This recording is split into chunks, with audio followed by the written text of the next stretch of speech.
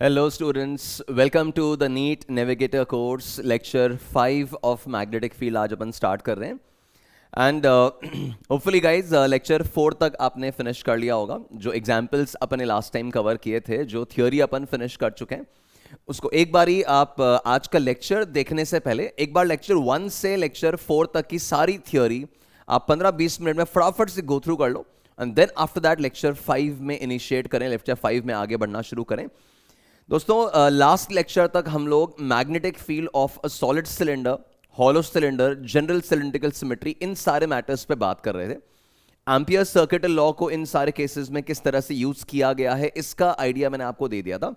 और आज का मेनली अपना टारगेट रहेगा the discussion about magnetic field of a solenoid, toroid, and then after that force on moving charges in magnetic field. काफी अच्छे sections इस चैप्टर के अब आने वाले हैं। तो मेनली आज का जो डिस्कशन है, पहले तो टोरॉइड और सोलेनॉइड के बारे में होगा, फिर उसके बाद वो फोर्स वाले मैटर्स जो मैकेनिक्स का इन्वॉल्वमेंट आने वाला है उस चीज को इनकॉर्पोरेट करके देखेंगे।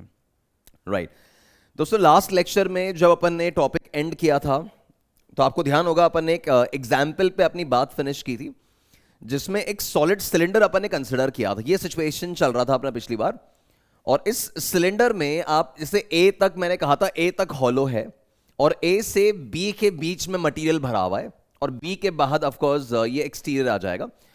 और हमने मैग्नेटिक, अच्छा इसमें करंट जो है मैंने आपको बताया था, करंट जो है वो इस तरह से है। आप यहां से ये हॉलो पोर्शन ये इमेजिन कर लो, ये हॉलो पोर्शन है पूरा, ठीक है। और करंट का फ्लो जो है वो इस तरह से, ये ऐसे इस वाले पोर्शन में यहां मटेरियल है ए से बी के बीच में, तो करंट इसके इस क्रॉस सेक्शन में से जा रहा है। एक बारी ये सोच के देखो कि वो कौन सा क्रॉस सेक्शनल एरिया है जिसमें से करंट फ्लो कर रहा है। तो दोस्तों वो क्रॉस सेक्शनल एरिया आपको नजर आएगा पाई B square minus A square, है ना। ये पाई, कंप्लीट पाई बी स्क्वायर में से करंट फ्लो नहीं कर रहा है। पाई ए स्क्वायर जो है वो हॉलो पोर्शन है, उसमें से कोई करंट नहीं गया। तो जिस क्रॉस सेक्शन में से करंट जा रहा है वो इमेजिन करो, जिस क्रॉस सेक्शन में से करंट पार हो रहा है वो पाई B square minus A square है, ठीक है। तो हमने ए के अंदर मैग्नेटिक फील्ड कितना है वो डिस्कस कर लिया था, इट वाज 0। बी के बाहर मैग्नेटिक फील्ड एक वायर के कारण जैसे होता है वही वाला फॉर्मूला है, मैंने बता दिया था आपको कि बाहर से देखने पर एक वायर की सिमेट्री, हॉलो सिलेंडर की सिमेट्री, सॉलिड सिलेंडर की सिमेट्री और ऐसे स्ट्रक्चर्स की सिमेट्री सब एक समान है। तो बाहर वाले पॉइंट्स पे तो मैग्नेटिक फील्ड सीधा mu naught I by 2 pi R ही होगा, उसमें कोई एक्सपेरिमेंटेशन, कोई रिकैलकुलेशन करने की नीड नहीं है। अब इस केस में हमारा एक पॉइंट जो बच गया था, जो मैंने आपको सोचने को बोला था कि अगर मुझे मैग्नेटिक फील्ड निकालनी है ए से बी के बीच में, सो गाइस ए से बी के बीच में अगर मैग्नेटिक फील्ड निकालनी हो, है ना, तो क्या तरीका होगा। इसका टॉप व्यू बना रहा हूं, इसका टॉप व्यू बना रहा हूं, तो इस तरह का ये सेक्शन नजर आएगा। ये ए से बी के बीच का इलाका अपने ड्रॉ कर लिया, ठीक है। यहां पे this is the inner radius A, ये आपका आउटर रेडियस बी, और हमें जो मैग्नेटिक फील्ड निकालनी है, this is the magnetic field at any distance R. यहां पे मैग्नेटिक फील्ड कैलकुलेट करनी है। अब आप रिकॉल करो, मैंने जनरल फॉर्मूला आपसे डिस्कस किया था कि for any cylindrical symmetry, guys for any cylindrical symmetry the magnetic field is given by mu naught I enclosed upon 2 pi R. याद आ रहा है? नहीं आ रहा है तो एक बार नोट्स अपने पिछले लेक्चर के एक बार रिव्यू करके देखो। It is mu naught I enclosed upon 2 pi R. वो किसी भी सिलिंड्रिकल सिमेट्री में आर दूरी पे हमें फील्ड निकालने का फॉर्मूला था। वो आर कहां से है? तो वो आर सेंट्रल एक्सिस से है। आई एनक्लोज्ड क्या है? उस आर के अंदर अंदर जितना करंट एनक्लोज्ड है, उस अंदर के क्रॉस सेक्शन में से कितना करंट पार हो रहा है, वो आपके आई की वैल्यू होगी। तो इस केस में अपने को कुल मिला के ये ना mu naught I enclosed upon 2 pi R, यही वाला फॉर्मूला लगाना था। तो मैं उसी रिजल्ट के हिसाब से चल रहा हूं। This B it is equals to mu naught I enclosed upon 2 pi R, ठीक है। इस 2 पाई आर में आर यही वाला डिस्टेंस है आर, जहां अपन को मैग्नेटिक फील्ड निकालनी है। और कुल मिला के सारा टारगेट इस क्वेश्चन में है आई एनक्लोज निकालने पे। अब वो आई एनक्लोज कैसे निकालना है देखना। आई एनक्लोज कौन सा वाला है? ये आर के अंदर अंदर, ये आर के अंदर अंदर जितना करंट आपको एनक्लोज दिखना है ना, ये वाला जो क्रॉस सेक्शन एरिया है ना, उस वाले एरिया की बात कर रहे हैं। देखो एक्चुअली करंट तो इस ए से बी, ये ए से बी वाला जो पूरा क्रॉस सेक्शन है, उस पूरे इलाके में करंट दौड़ रहा है। पर हमें स्मॉल आर के अंदर अंदर कितना करंट एनक्लोज है वो निकालना है। बहुत सिंपल सा तरीका है गाइस, यूनिटरी मेथड से मैनेज हो जाएगा। आप देखो कंप्लीट एरिया कितना है, कंप्लीट एरिया है पाई B square minus A square. मैं बात कर रहा हूं इस कंप्लीट शेडेड पोर्शन की जो ए के अलावा है। तो पाई B square minus A square ये अपना कंप्लीट एरिया है ए से बी के बीच का जहां करंट दौड़ रहा है। इस पाई B square minus A square वाले एरिया में आई करंट दौड़ रहा है, ठीक है। अगर उस कंप्लीट एरिया में अगर आई करंट है तो यूनिट एरिया में कितना होगा, तो वो यूनिट एरिया का हो गया I upon pi B square minus A square, है ना। This is the current flowing per unit cross sectional area. और यूनिट एरिया में अगर इतना है तो हमारा जो ये डिजायर्ड एरिया है ना जिसमें हमें करंट निकालना है, हमें आर के अंदर अंदर करंट निकालना है, तो हमारे उस डिजायर्ड एरिया में कितना करंट होगा वो चाहिए।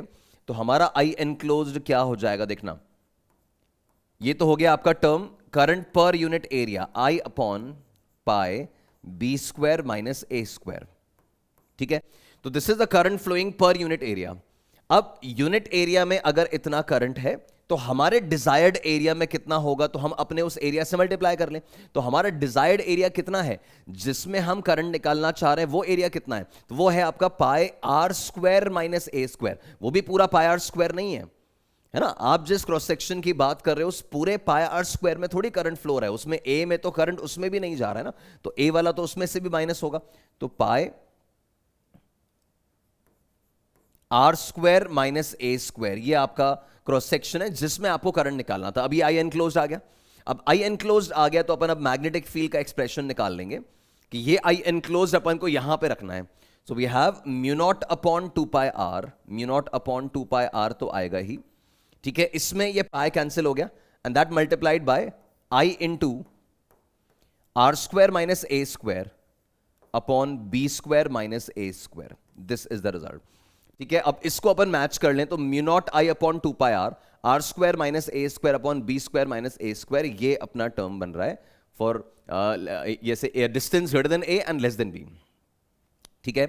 सो I hope you got the point. ये अगर इससे पहले आप रिकॉल करो तो ए के अंदर फील्ड निकाली थी वो जीरो आई थी, क्यों, बिकॉज वहां एनक्लोज जीरो है। इसके बाहर बी के बाहर फील्ड निकालनी थी तो नॉर्मल वायर वाला फॉर्मूला लगा दिया था, और ए और बी के बीच में अगर निकालनी है ना तो सिंपली अपन ने वो आर डिस्टेंस देखा, उस आर के अंदर अंदर कितना करंट एनक्लोज्ड है वो निकाला, और वहां से आपका बी का फॉर्मूला आ रहा है, ठीक है। तो ये सिचुएशन तो अपना फिनिश हो गया। तो इसमें गाइज अपना solid cylinder and hollow cylinder matter जो है वो अपन ने क्लोज कर दिया था। और मेनली आज जो पहले अपन नया टॉपिक स्टार्ट कर रहे हैं that is the magnetic field of a solenoid. ये एक नया सेक्शन अपन बिगिन कर रहे हैं, the magnetic field of a solenoid.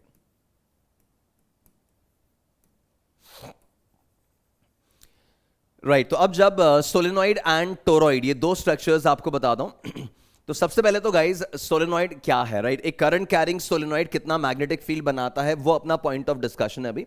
The point is वो सोलेनॉइड क्या है, वो चीज आप देखो इसके अंदर। आप लेट्स से ये डायग्राम ऑब्जर्व करो,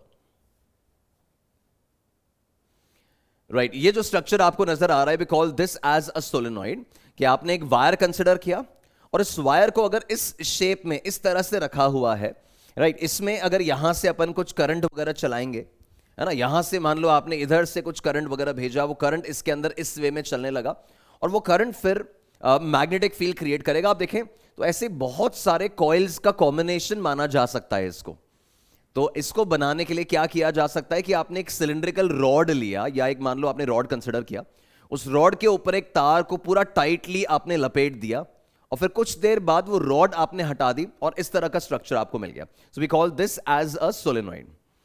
हमारा टारगेट है इस सोलेनॉइड का मैग्नेटिक फील्ड कितना होगा जब इसमें अपन करंट चला रहे होंगे, तो इस सोलेनॉइड कितना मैग्नेटिक फील्ड बनाएगा, that is the discussion right now, ठीक है गाइज। देखो वैसे तो इसको डिराइव करने के लिए कुछ कुछ इंटीग्रेशंस काम में लिए जाते हैं, दैट सिंस जैसे मैंने अभी बोला ये सोलेनॉइड बहुत सारे कॉइल्स से बना हुआ है और कॉइल का मैग्नेटिक फील्ड निकालने का फॉर्मूला अपने को पता है, it's mu naught N I R square upon 2 times R square plus X to the power 3/2।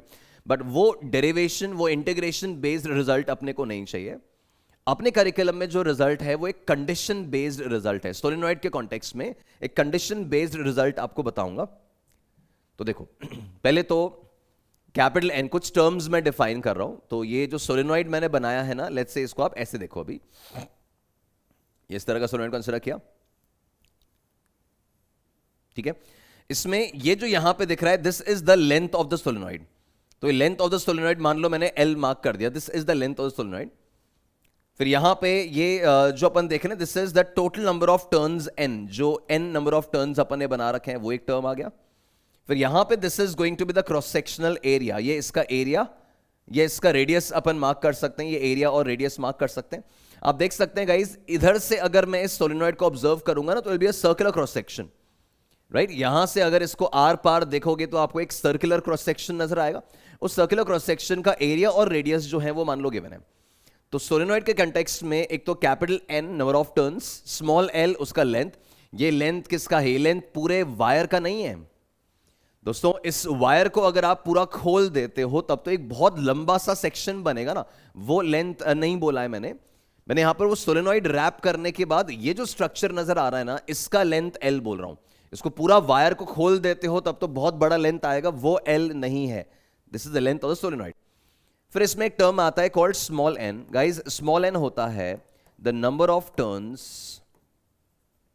पर unit length, it is the number of turns per unit length, ठीक है। अब number of turns per unit length क्या होंगे कि यार total turns N है और लेंथ इसका एल है, तो यूनिट लेंथ में कितने टर्न्स होंगे? तो ये n बाय एल, ये वाला टर्म अपन अपने आगे रिजल्ट्स में काम में लेने वाले हैं। That small n is the number of turns per unit length. Now जैसे ही सोलेनॉइड में अपन मैग्नेटिक करंट चलाएंगे, आप देखो इस सोलेनॉइड में इस वे में इस तरह से करंट चलने लग गया, राइट। जिस तरह से रखा हुआ है ऐसा करंट चलेगा, और इस तरह से अगर करंट चलेगा, मैंने अभी आपको बोला इसको आप बहुत सारे कॉइल्स की तरह सोच सकते हो। तो जब इस वे में करंट चल रहा है तो कॉइल का मैग्नेटिक फील्ड निकालने का डायरेक्शन, कर्ल रूल अप्लाई करो, है ना, खुद से अप्लाई करो। ये इस तरह से कर्ल रूल अप्लाई करेंगे तो मैग्नेटिक फील्ड इस डायरेक्शन में आएगी, राइट। तो ये सारे कर्ल्स जो हैं, ये जितने भी टर्न्स हैं, every loop is creating a magnetic field towards right. ये सब के सब एक डायरेक्शन में मैग्नेटिक फील्ड बना रहे हैं इनसाइड द सोलेनॉइड, और वो सारी मैग्नेटिक फील्ड ऐड होकर एक टोटल मैग्नेटिक फील्ड जनरेट कर रही है, जिसको हम डिस्कस करना चाह रहे हैं, right. So guys as I mention, इसको बहुत सारे कॉइल्स की तरह कंसिडर करके, वैल्यूज लिख के, इंटीग्रेट करके मैग्नेटिक फील्ड निकाला जा सकता है, राइट। इसमें एम्पियर सर्किटल लॉ अप्लाई करके भी मैग्नेटिक फील्ड निकाला जा सकता है, बट मैं वो कंप्लीट डेरिवेशन पे नहीं जा रहा हूं। डेरिवेशन का लेक्चर मैं सेपरेटली पोस्ट करूंगा, पूरे चैप्टर में जितनी भी डेरिवेशन हैं उसका पूरा लेक्चर एक सेपरेटली पोस्ट करूंगा, बट इसमें अपन डायरेक्टली रिजल्ट देख रहे हैं। तो द पॉइंट इज कि एक assumption है that if this L is very very large in comparison to R, ठीक है, अगर लेंथ ऑफ द सोलेनॉइड बहुत लंबा है as compare to the radius, right, तो टेक्निकली क्वेश्चंस यूजुअली मेंशन करते हैं that we are talking about a long solenoid,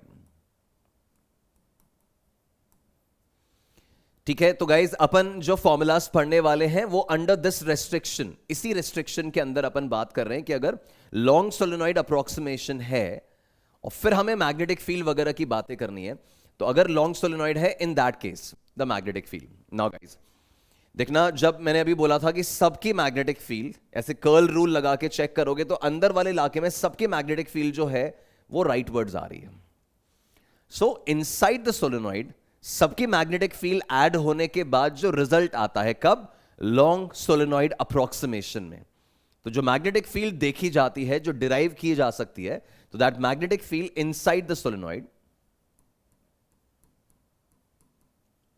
magnetic field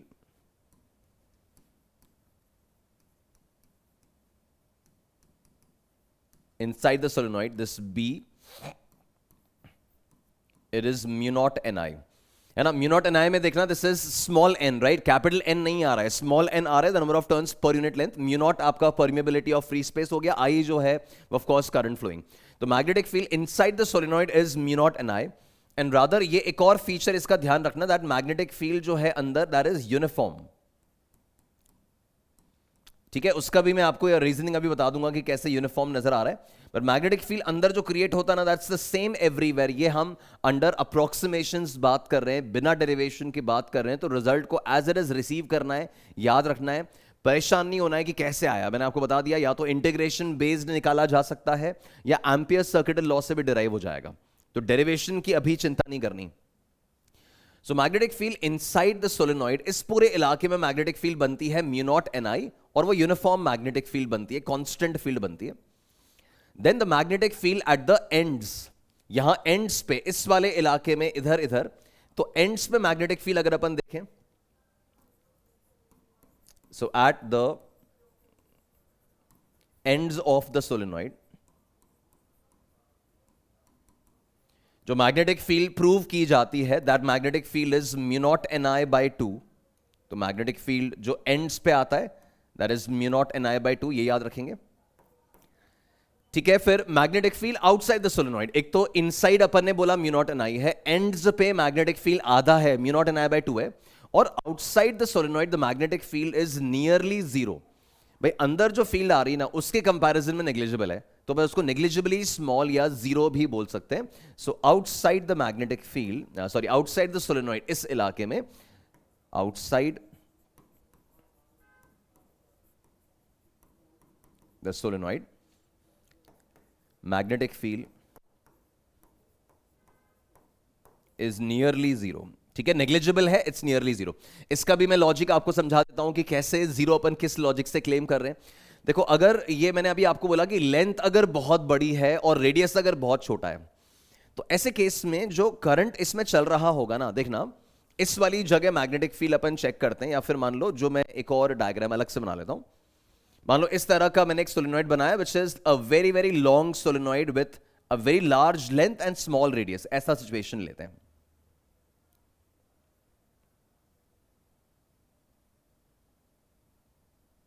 ठीक है, अब इस सोलेनॉइड के केस में अगर मैं इसका मैग्नेटिक फील्ड लाइंस ड्रॉ करूंगा, है ना, तो इसके मैग्नेटिक फील्ड लाइंस ड्रॉ करने की ट्राई करते हैं।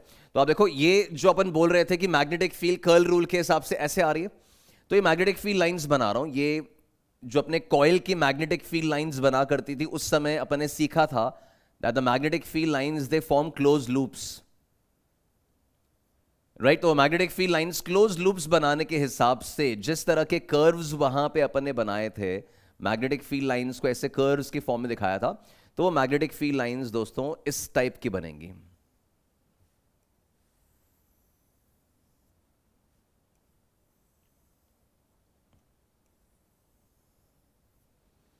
ठीक है, इस तरह की मैग्नेटिक फील्ड लाइंस बन रही हैं। मान लो अगर इस वे में अगर करंट चल रहा है, तो फिर यहां से फील्ड लाइंस इमर्ज हो रही है और वहां से घूम के इधर एंटर कर रही हैं, जैसा अपन ने वो कॉइल में डिस्कस किया था ना, उसी टाइप का है। एक सर्कुलर कॉइल में भी तो अपन ने बोला था कि वो मैग्नेटिक डायपोल की तरह बिहेव करता है, वैसी सिचुएशन बन रही है।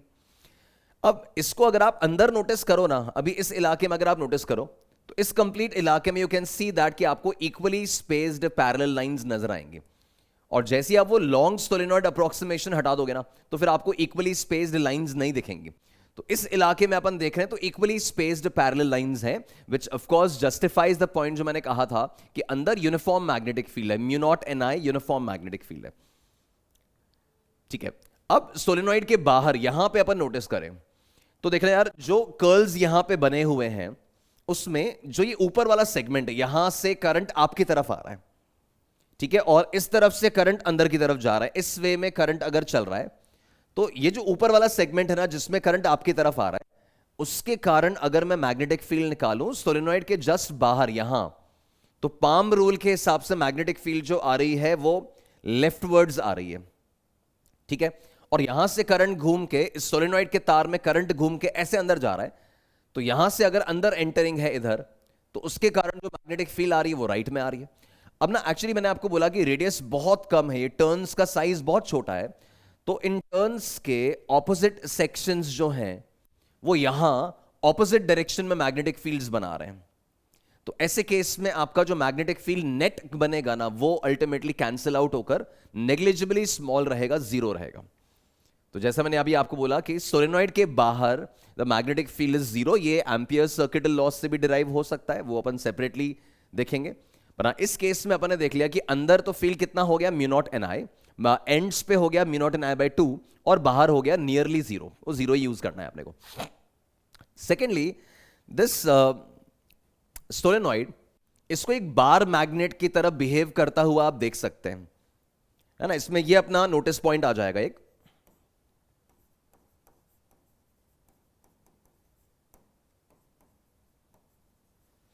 It can be observed to be similar to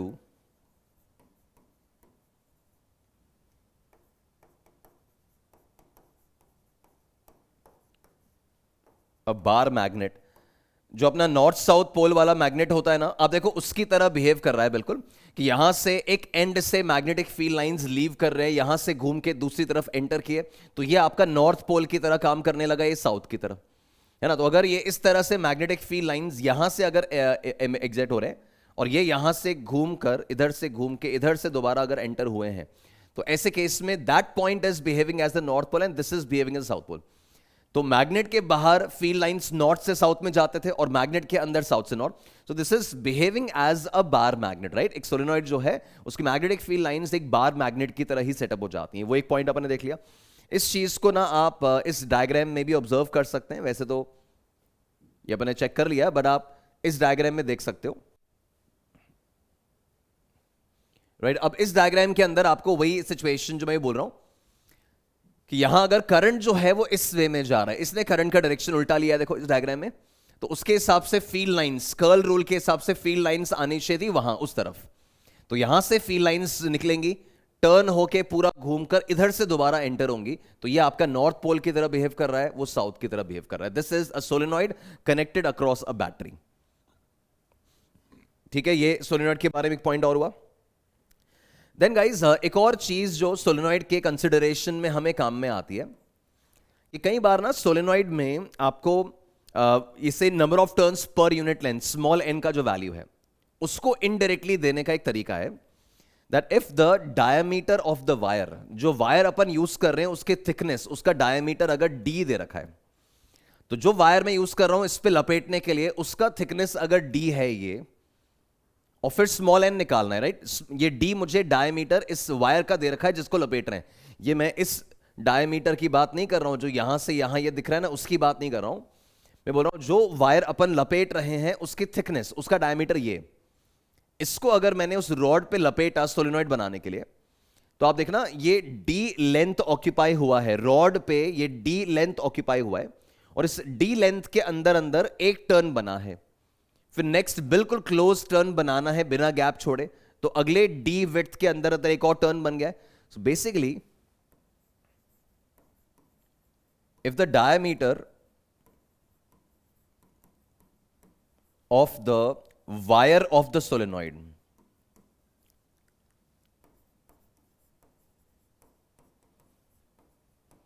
is D, ठीक है, मैं फिर बोल रहा हूं ये सोलेनॉइड का डायमीटर नहीं है, ये सोलेनॉइड में जो तार यूज कर रहे हैं ना लपेटने के लिए, उस तार का डायमीटर है, उस तार की थिकनेस है। तो डायमीटर अगर डी है, in that case small N की वैल्यू जो आएगी वो 1/d आ जाएगी। देखो सही है ना, ये डी विड्थ के अंदर अंदर एक टर्न बना है।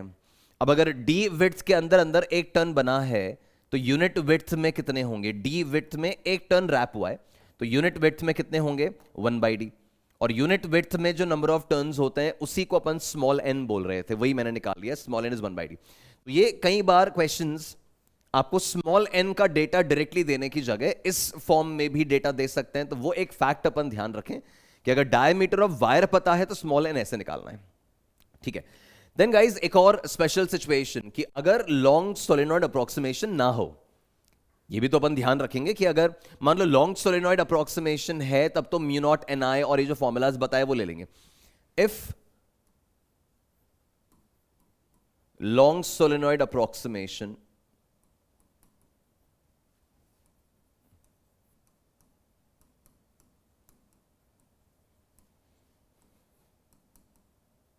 इज नॉट गिवन, ठीक है। अगर सिचुएशन है कि लॉन्ग सोलेनॉइड सिनेरियो नहीं है और फिर बोला कि अब मैग्नेटिक फील्ड निकालो, तो गाइज अब मैग्नेटिक फील्ड निकालने के लिए तरीका क्या होगा देखना। ये मैंने सोलेनॉइड का आप देख रहे हैं रेडियस जो है वो मैंने सब्सटैंशियली अब बड़ा बना लिया, ठीक है। तो अब लेंथ और आर ऐसे कंपेरेबल हैं, आर बहुत छोटा नहीं है, लेंथ बहुत ज्यादा नहीं है, इस तरह का सिचुएशन है।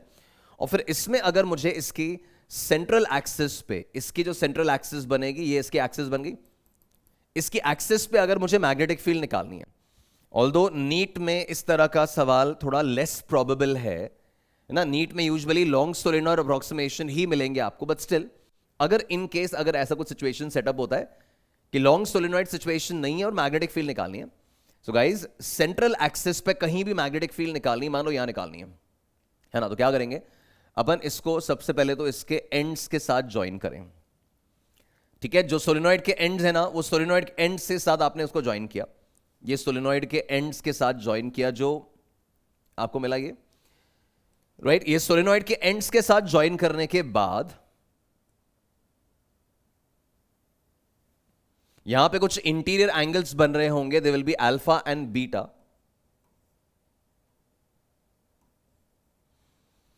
ठीक है, जिस पॉइंट पे मुझे मैग्नेटिक फील्ड निकालनी है, इस पॉइंट में मैग्नेटिक फील्ड निकाली थी, इस पॉइंट को मैंने सोलेनॉइड के एंड्स के साथ ज्वाइन किया, तो एंगल्स अंदर अल्फा बीटा बन रहे हैं, तो जो मैग्नेटिक फील्ड वहां पर आएगी, the magnetic field at this point P on the axis is given by mu not Ni/2, वो तो है ही, है ना, and that multiplied bye cos alpha plus cos beta. ये आपका मैग्नेटिक फील्ड निकालने का जनरल फॉर्मूला हो जाएगा on the axis of the solenoid.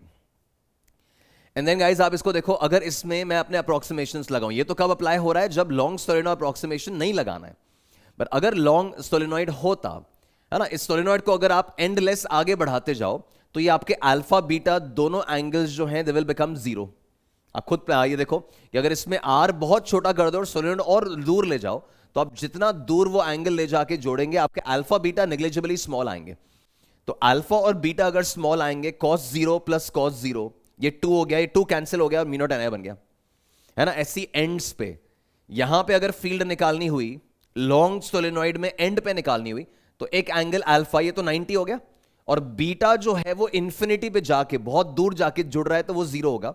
तो अल्फा की जगह 90 cos 90 0, फिर बीटा की जगह 0 cos 0 1, और वैल्यू बची म्यू नॉट Ni/2 जो मैंने आपको एंड्स पर लिखवाई थी। तो जो लॉन्ग सोलेनॉइड अप्रोक्सीमेशन मैंने सिखाया ना, वो इसमें भी अगर आप अप्लाई करते हो तो आपके वो रिजल्ट्स हो जाएंगे डिराइव। तो ये अपना जनरल रिजल्ट है कि अगर लॉन्ग सोलेनॉइड अप्रोक्सीमेशन वैलिड नहीं है, तो आप मैग्नेटिक फील्ड के लिए ये फॉर्मूला अप्लाई कर रहे होंगे, और ये मैग्नेटिक फील्ड कहां पे आ रही है, it is on the axis of the solenoid. ये जो सेंट्रल एक्सिस है उस पर किसी पॉइंट P पे निकालना है, तो ये तरीका रहेगा, राइट।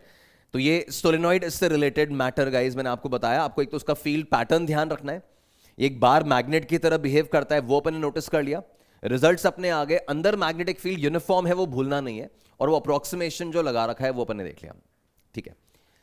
देन इससे रिलेट होता हुआ नेक्स्ट सेक्शन जो इसमें आना है, that is about a toroid,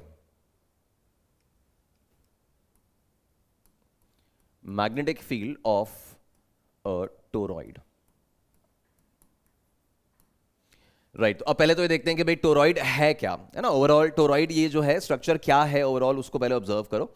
तो टोरॉइड इज नथिंग बट, जैसे जो सोलेनॉइड अपन ने कंसिडर किया था ना, लॉन्ग सोलेनॉइड जो अपन ने कंसिडर किया, आप देखो उसी सोलेनॉइड को अगर पूरा घुमा कर एंड ज्वाइन कर दिए जाएं, जो मैंने लॉन्ग सोलेनॉइड वो कंसिडर किया था ना, उस सोलेनॉइड के ही एंड्स ऐसे घुमा के अगर ज्वाइन कर दिया है, तो ऐसा पूरा ट्यूब टाइप स्ट्रक्चर बनेगा, इस टाइप का, है ना। तो ये इस तरह का स्ट्रक्चर जो है, we call this structure as a toroid. ये स्ट्रक्चर आपका टोरॉइड कहलाता है।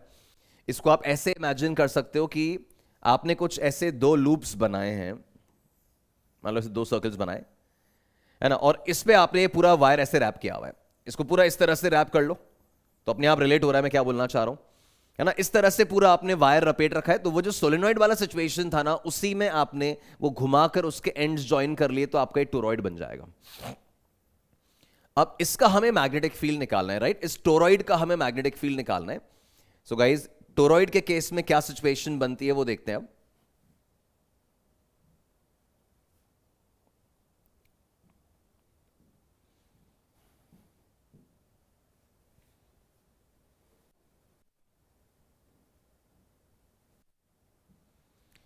राइट, तो इसके अंदर इस वे में हमें करंट चलाना रहेगा कि अपने टोरॉइड कंसिडर किया, राइट। और इस टोरॉइड में अगर करंट का डायरेक्शन जो है वो लेट्स से इस फॉर्म में है, ये आपका करंट का फ्लो अपन मान लेते हैं, ऐसे करंट फ्लो कर रहा है, ठीक है। इस वे में अगर करंट फ्लो कर रहा है, या फिर लेट्स से इस डायग्राम के हिसाब से ऑब्जर्व करना है, तो यहां से करंट एंटर हुआ और इस वे में घूमता हुआ इधर से नीचे उतरा,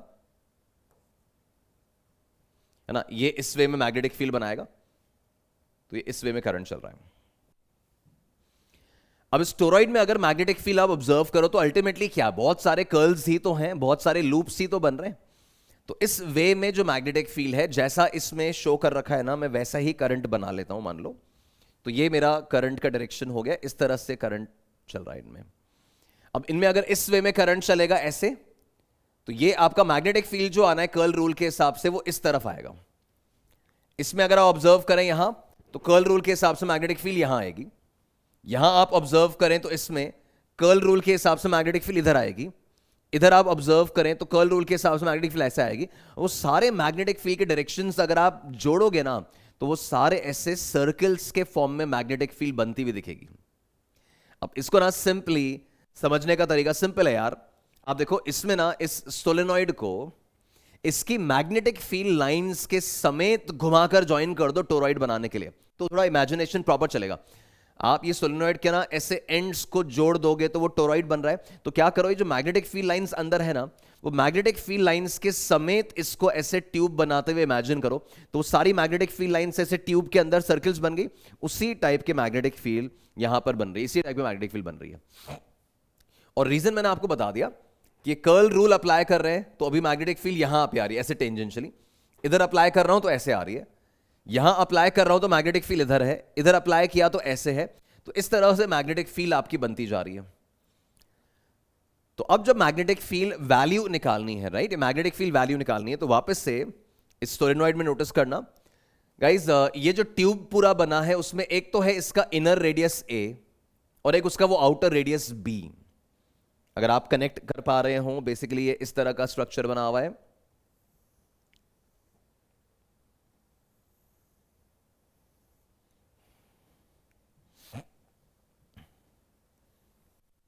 ये इस वे में इसको रैप किया हुआ है।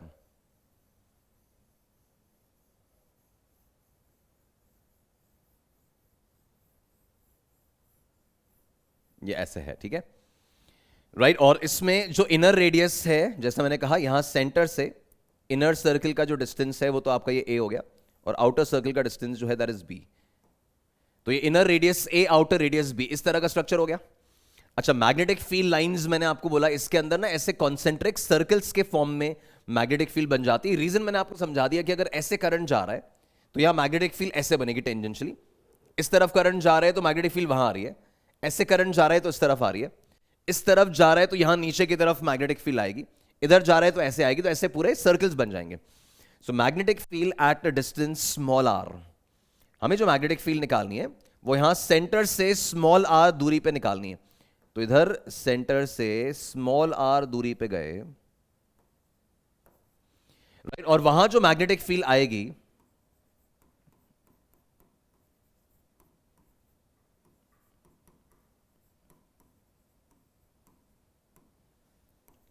राइट, वो जो मैग्नेटिक फील्ड वहां पर आएगी, अभी जैसे मैंने समझाया, मैं भी डेरिवेशन आपको नहीं बता रहा हूं, सीधा रिजल्ट्स यूज करेंगे अपन।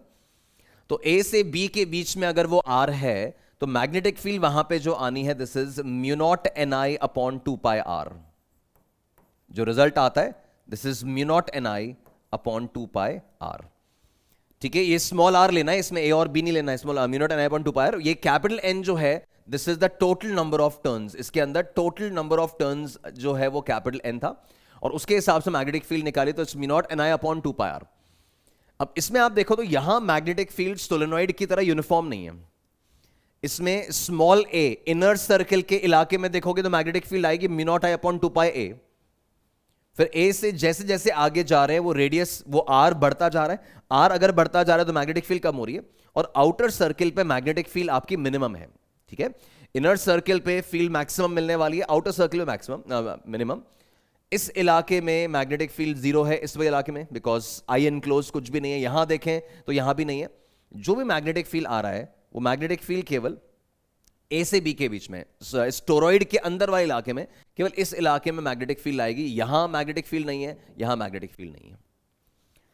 ठीक है, तो ये आपका मैग्नेटिक फील्ड टोरॉइड का रहेगा, जो आप याद रखेंगे, mu naught N I upon 2 pi R. Derivation अपन सेपरेटली ऑब्जर्व करने वाले हैं, वो एक सेपरेट लेक्चर आप नोटिस कर लेना, उसमें सारे डेरिवेशंस मिल जाएंगे, पर अभी मेनली तो फॉर्मूला ध्यान रखो। ठीक है, और डायरेक्शन ऑफ फील्ड भी मैंने आपको बता ही दिया, ऐसे अंदर कॉन्सेंट्रिक सर्कल्स बन जाएंगे मैग्नेटिक फील्ड के, और वहां तो बार मैग्नेट जैसा था ही सिचुएशन जो अपन ने पिछला देखा, राइट। तो इसके एप्लीकेशंस देखते हैं। इसे नीट 22 में ही आया हुआ सवाल है guys. A long solenoid of radius 1 mm and has 100 turns per mm, ये small n दे रखा है, 100 turns per mm. If 1 ampere current flows in the solenoid, then the magnetic field strength at the center. तो देखो ये already हमें बोल रखा है कि एक लॉन्ग सोलेनॉइड है, तो हमारे वो रिजल्ट्स जो है ना अप्रोक्सीमेशन वाले वो वैलिड हैं। तो उसके हिसाब से आप देखो तो मैग्नेटिक फील्ड का रिजल्ट अपन ने क्या पढ़ा था, it is mu naught N I,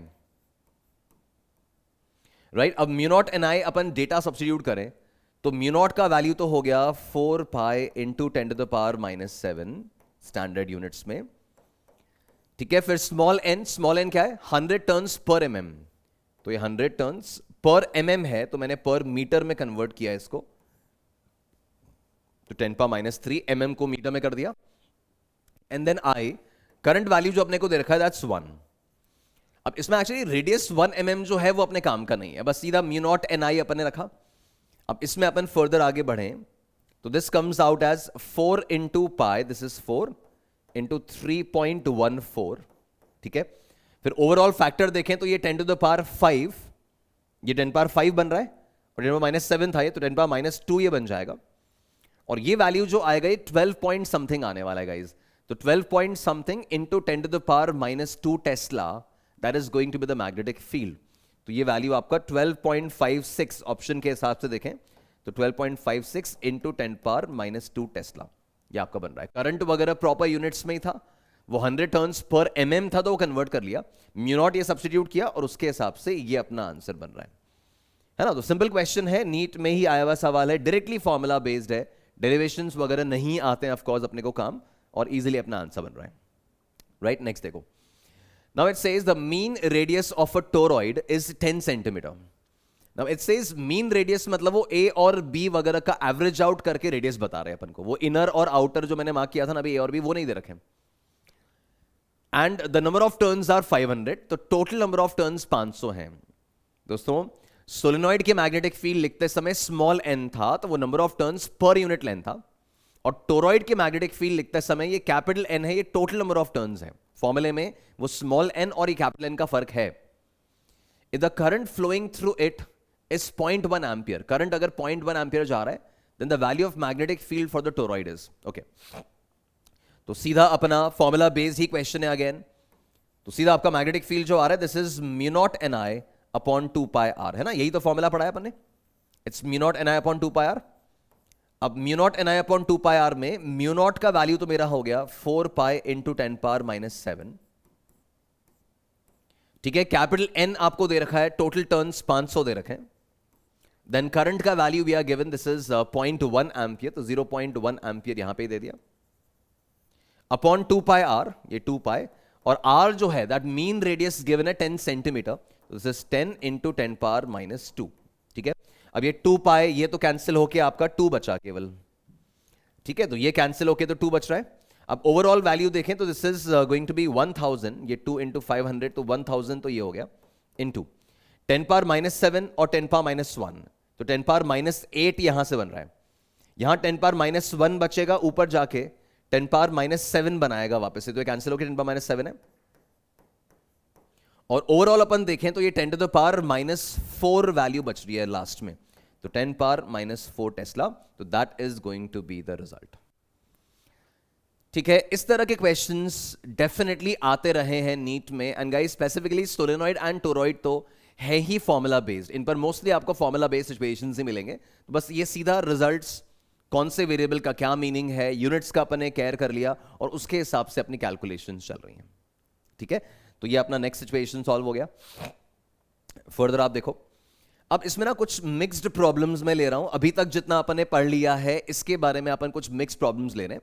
actually ये अपने चैप्टर का एक पड़ाव, एक फेज फिनिश हो रहा है, जहां पे आप अलग अलग स्ट्रक्चर्स की मैग्नेटिक फील्ड निकालना सीखे, कि करंट कैरिंग वायर की फील्ड क्या है, लूप का फील्ड कितना है, सोलेनॉइड का, टोरॉइड का, सिलेंडर्स का ना, तो उसके कुछ मिक्स्ड क्वेश्चंस अपन ले रहे हैं, फिर अपन अपने नेक्स्ट टॉपिक पे मूव करेंगे। नाउ नीट 23 का सवाल है गाइस, देखो, और आराम से आप खुद से ट्राई करो आपसे बन रहा है कि नहीं बन रहा है टॉपिक पढ़ने के बाद। It says a very long conducting wire is bent in the semicircular shape from A to B as shown. तो पहले यहां से ये लंबा वायर आ रहा है, फिर ए से बी सेमी सर्कल बनाया और ये लंबा वायर वापस यहां जा रहा है. The magnetic field at point P, वहां पे मैग्नेटिक फील्ड निकालनी है for the steady current configuration is given bye. Okay, हाँ जी साहब, तो मैग्नेटिक फील्ड निकालना है. देखो, पॉज करके पहले खुद से सॉल्व करना, फिर मेरा सोल्यूशन वेरीफाई करना. इसमें अपन नोटिस कर रहे हैं तो ये आपका, ये जो वायर है, पहले तो इस वायर का मैग्नेटिक फील्ड निकालना है. अब वो जो मैग्नेटिक फील्ड बनाएगा यार, वो तो सेमी इनफाइनाइट वायर है. अब तो सारी कहानी पता है आपको, राइट? तो सेमी इनफाइनाइट वायर में उसका एक छोर, उसका एक एंड पता है और उसके सामने पॉइंट ऑफ इंटरेस्ट है. तो मैग्नेटिक फील्ड हो जाएगा mu naught I upon 4 pi R. ध्यान आ रहा है? Semi infinite mu naught I by 4 pi R. अच्छा, डायरेक्शन ऑफ फील्ड किस तरफ है? तो पाम रूल से चेक करेंगे तो इनवर्ड फील्ड आ रही है. तो ये एक मैग्नेटिक फील्ड में लिख रहा हूं, this is mu naught I upon 4 pi capital R, और ये इनवर्ड आया, राइट? फिर इसके बाद सेकेंड अपन ऑब्जर्व करें तो मैग्नेटिक फील्ड इस सेमी सर्किल के कारण आएगी. अब सेमी सर्किल का रिकॉल करो तो फुल सर्किल का मैग्नेटिक फील्ड सेंटर पे कितना था? It was mu naught I by 2 R. Pi नहीं था डिनोमिनेटर में, है ना? फुल सर्किल में mu naught I by 2 R था, तो सेमी सर्किल में उसका आधा हो जाएगा. तो magnetic field is half of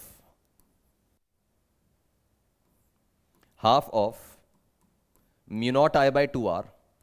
ठीक है, एंड डायरेक्शन कैसे निकालते थे? कर्ल रूल से. ये कर्ल रूल से चेक कर रहा हूं तो आउटवर्ड्स आ रही है, तो ये मैग्नेटिक फील्ड ऑपोजिट मिली उसके, ये आउटवर्ड मिली. उस वायर के कारण पाम रूल के हिसाब से इनवर्ड थी, इसमें एंटी क्लॉकवाइज के हिसाब से आउटवर्ड है. और फिर ये देखते हैं इस वायर का. अब ये भी आपका सेमी इनफाइनाइट ही है. अब सेमी इनफाइनाइट है तो वैल्यू तो वही रहेगा, और डायरेक्शन देखें तो पाम रूल के हिसाब से थंब यहां पे पॉइंट ऑफ इंटरेस्ट की तरफ फिंगर्स, इनवर्ड्स फील्ड आ रही है again. That's mu naught I upon 4 pi R, mu naught I by 4 pi R inwards. ठीक है, अब टोटल मैग्नेटिक फील्ड लिखनी है, तो टोटल मैग्नेटिक फील्ड में ऑफकोर्स ये दोनों इनवर्ड वाले तो आपके ऐड हो जाएंगे और आउटवर्ड वाला इसमें सब्ट्रैक्ट कर लेते हैं.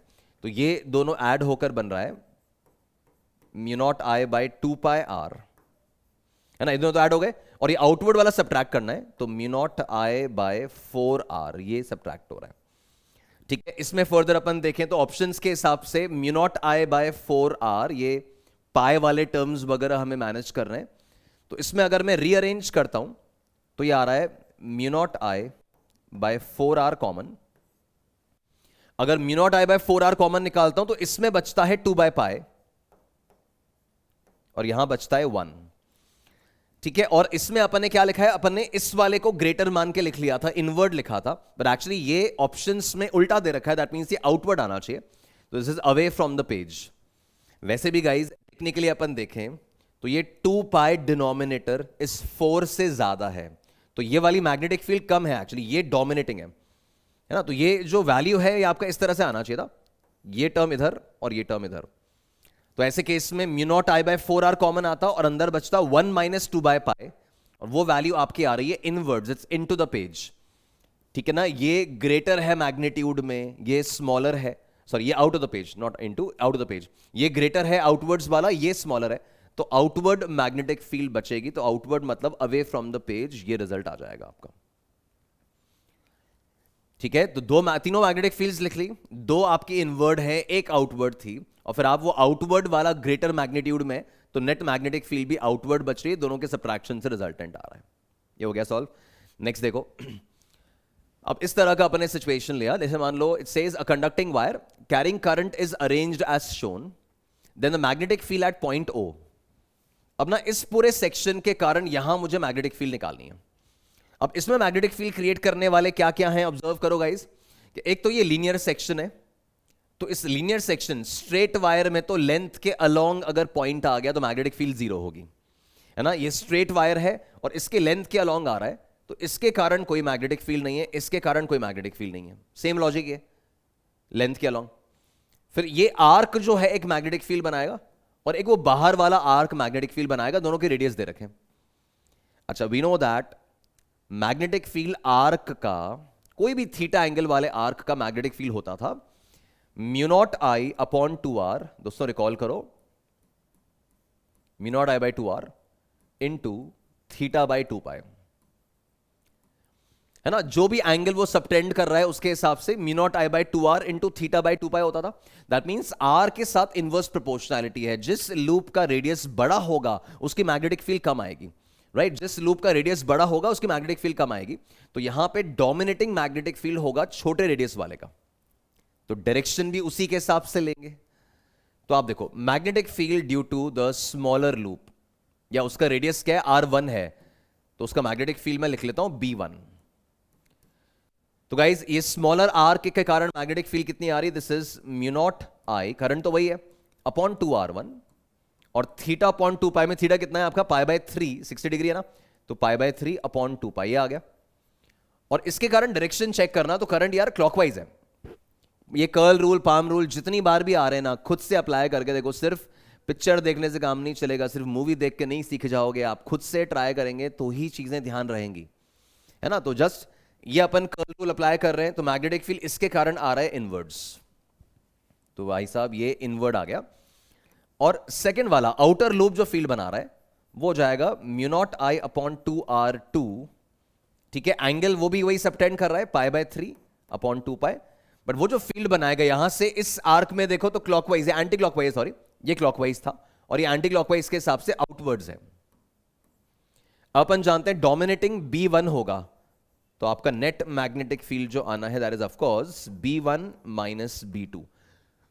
तो बाकी सब तो इसमें कॉमन आ रहा है, ब्रैकेट में बच रहा है 1 by r1 minus 1 by r2, तो 1 by r1 minus 1 by r2 एक तो इन दोनों ऑप्शंस में मिल रहा है। स्ट्रेट सेगमेंट्स के कारण जीरो हो गया, तो मैंने समझाई दिया आपको। फिर म्यू नॉट आई, अब कॉमन क्या आ रहा है, दिस इज 3 and 2 6, ये 12, तो 12 का फैक्टर लेके लोग बाहर आएंगे, तो mu naught I by 12 into 1 by r1 minus 1 by r2, this is going to be the result, ठीक है। तो सिंपली जो आर्क का मैग्नेटिक फील्ड अपन ने सीखा था वो अप्लाई किया, स्ट्रेट सेगमेंट्स के कारण जीरो हो गया, सिंस दोनों ऑपोजिट डायरेक्शन में फील्ड बना रहे थे, तो सब्ट्रैक्ट करके नेट वैल्यू निकाल ली, ऑप्शन ए मिल रहा है। बन रहा है, ये सॉल्व हो रहा है आराम से गाइज, ये इंश्योर करते चलो, बस एक तरह से रिवीजन करा रहा हूं मैं आपको अपने प्रीवियस फॉर्मूलाज जो अपन पढ़ चुके हैं, है ना। फिर ये नीट 2010 का सवाल देखो, it says charge Q is uniformly spread on a thin ring of radius capital R. The ring rotates about its axis with a uniform frequency f.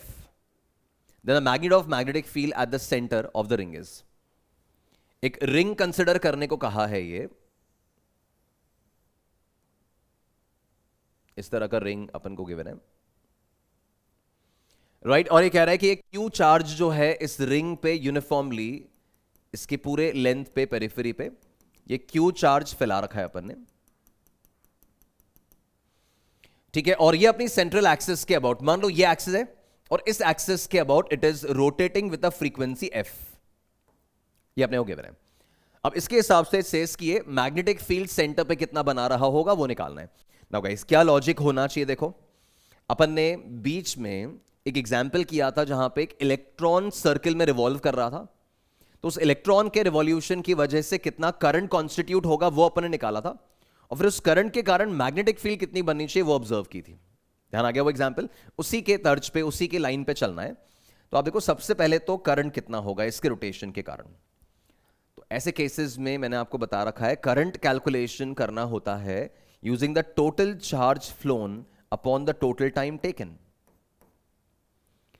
अब यार ये फ्रीक्वेंसी f हर्ट्ज के हिसाब से चल रहा है, तो इसका टाइम पीरियड क्या हो जाएगा, तो टाइम पीरियड तो आपका रेसिप्रोकल ऑफ फ्रीक्वेंसी हो जाएगा, तो टाइम पीरियड आपका हो गया 1/f। अब कोई भी एक रोटेशन में, जब आप इस पूरे रिंग का एक रोटेशन देख रहे हो, तो किसी भी एक जगह से देखो, इस वाली जगह से देखो, तो एक कंप्लीट रोटेशन में इस जगह से रिंग का हर एलिमेंट, हर पॉइंट एक एक बार क्रॉस किया होगा, है ना। ये एक पूरा राउंड लगाने में रिंग का ये वाला पॉइंट इसको एक बार क्रॉस किया, ये एक बार क्रॉस किया, तो एक बार पूरा रिंग का हर हिस्सा इस जगह को एक बार क्रॉस किया है। दैट मींस यहां से टोटल कितना चार्ज फ्लो किया है, तो क्यू चार्ज फ्लो किया है यहां से, है ना, कारण कि पूरी रिंग पे क्यू चार्ज स्प्रेड किया हुआ है, क्वेश्चन ने बोला है क्यू चार्ज स्प्रेड किया हुआ है, तो इस पर्टिकुलर जगह से क्यू चार्ज क्रॉस करके गया है इन वन टाइम पीरियड, तो ये क्यू चार्ज क्रॉस करके गया है in one time period. Time period कितना है, तो दैट इज दिस, फ्रीक्वेंसी दे रखी है, तो टाइम पीरियड को लिख देता हूं 1/फ्रीक्वेंसी, तो ये आपका करंट वैल्यू तो आ गया यार QF। ठीक है। Now once we have the value of current, इसके बाद तो सिंपल है, it is now a single turn loop. अब सिंगल टर्न लूप बन गया ना, करंट निकाल लिया और सेंटर पे ही मैग्नेटिक फील्ड निकालनी है, तो mu naught I by 2r बन जाएगा। तो magnetic field single turn loop के कारण सेंटर पे होता था, it's mu naught I by 2r। अब mu naught I by 2r में रेडियस जो अपने को दे रखा है वो r ही है और करंट की जगह QF रख रहा हूं, तो mu not QF upon 2r, that becomes your final result. और उसके हिसाब से आपका mu naught QF by 2r ये रिजल्ट आ रहा है। ठीक है, तो पहले अपन ने चार्ज जो पूरा स्प्रेड कर रखा था उसके बेसिस पे करंट कैलकुलेट किया, करंट मिल गया तो mu naught I by 2r, because एक सिंगल टर्न का लूप मानकर सेंटर में मैग्नेटिक फील्ड निकालनी थी, उसका फॉर्मूला अप्लाई किया and we have the result. NEET का ही आया हुआ क्वेश्चन है, राइट तो आराम से हो रहा है solve. Right then next question देखो, नीट 22 का आया हुआ सिचुएशन है। अभी तक जितना अपन ने पढ़ा है उसके मिक्स प्रॉब्लम्स अपने चल रहे हैं। Now from Ampere's law, for a long straight wire of circular cross section carrying a steady current, the variation of magnetic field in the inside and outside region। देखो circular cross section का steady current है, मतलब एक solid cylinder की बात हो रही है ना, एक solid सिलेंडर की बात हो रही है। hollow होता तो ये शेल या फिर बोलता कि चार्ज की करंट केवल सरफेस पे है, पर एक स्टेडी करंट चल रहा है और सर्कुलर क्रॉस सेक्शन पूरा बता रखा है, लॉन्ग स्ट्रेट वायर बोल रखा है, और फिर हमें कुछ फील्ड के बारे में बात करने को बोला गया है। अच्छा, magnetic field inside and outside कहा जा रहा है, दैट मींस ऑब्वियसली ये सिलेंडर वाला मैटर तो है ही। अब इनसाइड द सोलेनॉइड अपने को ध्यान है, not solenoid sorry, inside the cylinder the magnetic field was mu not JR/2, याद आ रहा है ना, magnetic field was mu not JR/2। मैंने कहा था बी जो है वो आर के डायरेक्टली प्रोपोर्शनल है, और बाहर वाले पॉइंट्स पे it was mu not I upon 2πr, तो वो आर के साथ इनवर्सली प्रोपोर्शनल है। उसके हिसाब से ऑप्शंस ढूंढते हैं। राइट तो पहला option uniform and remains constant for both the region, भाई नॉट पॉसिबल है ना। यूनिफॉर्म मैग्नेटिक फील्ड सिलेंडर कहां से बनाएगा? Linearly increasing function up to the boundary and then linearly decreasing for outside. बाहर लीनियरली डिक्रीजिंग नहीं है ना, अंदर लीनियरली इंक्रीजिंग है वो तो सही है, बट बाहर लीनियरली डिक्रीजिंग थोड़ी, वो तो इनवर्स है, हाइपरबोलिक है। A linearly increasing function up to the boundary and then decreasing with 1/r outside the region। ये आपका सिचुएशन सही है कि जैसे जैसे r बढ़ता जा रहा है आपका b जो है वो कम होता जाएगा, प्रोपोर्शनैलिटी 1/r की आ रही है, तो ऑप्शन सी अपना करेक्ट जाएगा इसके अंदर, है ना। बिल्कुल फॉर्मूला बेस्ड क्वेश्चन है गाइस, नीट 22 रिसेंटली आया हुआ सवाल है, बट स्टिल डेफिनेटली देखो बड़े आराम से सॉल्व हो रहा है। ऐसे सवाल 10 से 12 सेकंड में सॉल्व भी हो जाते हैं और मजे से आपको +4 देते हैं, राइट तो ये भी सॉल्व हो गया। देन फर्दर देखिए, नीट 19 का सिचुएशन एक देख रहे हैं। It says 2 toroids 1 and 2 have total number of turns. ये total number of turns capital N की वैल्यूज दे रखी हैं, 2 टोरॉइड्स की बात हो रही है। विथ एवरेज रेडियस, ये अपना मीन रेडियस ए और बी का एवरेज निकाल के वैल्यू दे रखा है। If they carry the same current I, then ratio of magnetic field along the two loops is, again NEET का ही आया हुआ क्वेश्चन है और सीधा फॉर्मूला पे वार कर रहा है, राइट रिकॉल करो मैग्नेटिक फील्ड फॉर्मूला, टोरॉइड में क्या लिखा था, it's mu not Ni upon 2πr, correct है। ठीक है, इसमें कैपिटल N आता था, सोलेनॉइड में स्मॉल n आता था, कंफ्यूजन नहीं होना चाहिए। देन रेडियस दोनों के अलग अलग हैं, नंबर ऑफ टर्न्स अलग हैं। If they carry the same current, तो गाइज म्यू नॉट दोनों के लिए कांस्टेंट है, करंट दोनों के लिए सेम बोला है, और 2π भी कांस्टेंट है, that means B is directly proportional to N/r, है ना। तो अब सीधा प्रोपोर्शनैलिटी से मैनेज कर लेते हैं, तो B1 upon B2 will be equals to N/r की प्रोपोर्शनैलिटी है, तो इट्स N1/r1 अपॉन N2/r2। ठीक है, अब इसमें N1/r1 देखें तो N1 नंबर ऑफ टर्न्स पहले वाले में तो 200 है, और उसका मीन रेडियस जो है वो आपको 40 दे रखा है, यूनिट्स वगैरह कन्वर्ट करने की नीड नहीं है, रेशियो निकाल रहे हैं। और N2 जो है वो आपका 100 दे रखा है, और R2 भी are given that R2 is 20, तो उसके हिसाब से ऑब्जर्व करें गाइज, तो ये ओवरऑल वैल्यू जो बन रहा है आपका N/r, वैसे भी देखोगे ना तो N/r रेशियो दोनों का सेम है। यहां 200/40 भी 5 आ रहा है और ये 100/20 भी 5 आ रहा है, तो ये N/r रेशियो दोनों का सेम आ रहा है, तो द रेशियो इज 1:1। ये आपका मैग्नेटिक फील्ड वैल्यू का रेशियो आ गया। सो अगेन अपना नीट में ही आया हुआ क्वेश्चन है, बस डेटा अगर सही से अपने संभाल लिया, यूनिट्स की यहां ज्यादा दिक्कत नहीं है बिकॉज रेशियो लेना था, तो आराम से मैनेज हो गया, राइट। तो गाइज इस तरह के क्वेश्चंस अपने को मैनेज करने होते हैं in the context of solenoid, toroid, है ना, लूप वाले सिचुएशंस, वायर वाले केसेस, वो अपने काफी एग्जांपल्स देख लिए। मैंने कहा था आपको मैं आगे जैसे जैसे लेक्चर में अपन चलेंगे कुछ और बेटर लेवल के न्यूमेरिकल्स अपन इंक्लूड करते जाएंगे, आपके रिवीजन के हिसाब से और क्वेश्चंस इसमें ऐड करते जाएंगे। बट अब जो पोर्शन अपन स्टार्ट कर रहे हैं, जो सेक्शन अब अपन इनिशिएट कर रहे हैं, this is going to be a very very crucial part. इस चैप्टर का एक बहुत ही इंपॉर्टेंट हिस्सा है ये जो नेक्स्ट अपन पिक करने वाले हैं। This is about force on a charge moving in a magnetic field, है ना, जो अपना ये टारगेट है, force on a charge moving in a magnetic field. इसका एक हल्का सा ब्रीफिंग मैं आज आपको देता हूं। टॉपिक अपन नेक्स्ट लेक्चर में फॉर्मली इंट्रोड्यूस करेंगे कि गाइस अगर कोई मैग्नेटिक फील्ड है और उस मैग्नेटिक फील्ड में अगर आप किसी चार्ज पार्टिकल को रख के आ जाएं, दोस्तों रिकॉल करो, एक इलेक्ट्रिक फील्ड में जब आप एक चार्ज पार्टिकल को रखते थे ना, तो इलेक्ट्रिक फील्ड तो चार्ज पार्टिकल पे फोर्स लगाती थी, it was F equals to QE। Electric field उस चार्ज पार्टिकल पे फोर्स लगाती थी, that was F equals to QE। अब वो चार्ज पार्टिकल फील्ड में रेस्ट पे रखा हो या मूविंग है उससे फर्क नहीं पड़ता था, ध्यान आ रहा है वो, है ना। तो मैग्नेटिक फील्ड के साथ ऐसा नहीं है। इलेक्ट्रिक फील्ड तो मूविंग चार्ज पे भी फोर्स लगा देता था और रेस्ट वाले पे भी लगाता था, F equals to QE। Magnetic field के साथ ऐसा नहीं है। तो अगर किसी इलाके में एक बनी बनाई मैग्नेटिक फील्ड है, किसने बनाई हमें मतलब नहीं, एक बनी बनाई मैग्नेटिक फील्ड है, बनाई होगी वायर ने, सोलेनॉइड, व्हाटएवर, एक बनी बनाई मैग्नेटिक फील्ड है, और उस मैग्नेटिक फील्ड में अगर मैं एक चार्ज पार्टिकल को, किसी चार्ज पार्टिकल को लाकर रख रहा हूं, तो it will not experience any force. ये ऑब्जर्व किया गया, ये देखा गया कि एक चार्ज पार्टिकल को अगर मैग्नेटिक फील्ड में लाकर रेस्ट पे रखे ना, तो उस पर कोई फोर्स नहीं लगेगा। फोर्स उस पर तभी एक्सर्ट होने वाला है when the charge particle is moving in the magnetic field. यही अपना सेक्शन है, the force exerted on moving charges by magnetic field. तो ये कुछ एक्सपेरिमेंटल डिस्कशंस पहले अपने आएंगे, कुछ फॉर्मूला वगैरह अपन सेटअप करेंगे, और वो चार्ज पार्टिकल पर मैग्नेटिक फील्ड कितना फोर्स लगा पाएगी, that will be the point of discussion. ठीक है, तो नेक्स्ट लेक्चर में इसी टॉपिक पे अपन बात करने वाले हैं। यहां तक के एक्सरसाइजेस, प्रैक्टिस शीट्स वगैरह जो मैं आपको सेंड कर रहा हूं रेगुलरली, वो आप फिनिश करके रखिए। जितने भी सॉल्व्ड एग्जाम्पल्स हैं दोस्तों, होपफुली आप एक नोटबुक में अपने नोट्स भी बना रहे होंगे, इसमें से नोट्स भी बना रहे होंगे, उसके सॉल्व्ड एग्जाम्पल्स आपने नोट डाउन कर लिए होंगे। सारे सॉल्व्ड एग्जाम्पल्स को टाइम टू टाइम रिव्यू करते रहिए।